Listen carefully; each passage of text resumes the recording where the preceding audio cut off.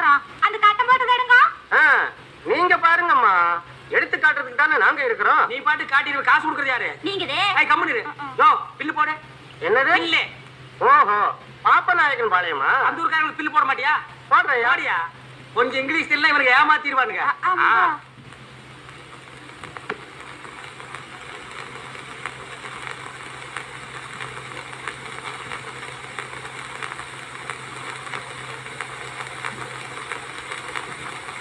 மொத்தம் 995 ரூபாய் வருதுயா. எப்பா ஒரே இல்ல அள்ளிட்டா.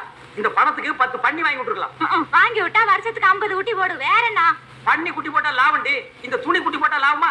போடுதாமா. ஏன்பா இன்னொரு 5 ரூபாய்க்கு ஏதாவது வாங்கிக்க. 2 இட்லி 2 வடை 2 தோசை கொடு. யோ, ஜவுளி கடையில அதெல்லாம் கிடையாதுயா. பின்ன ஏதாவது வாங்கிக்கன்னா? துணி ஏதாவது வாங்கிக்கேன்னு.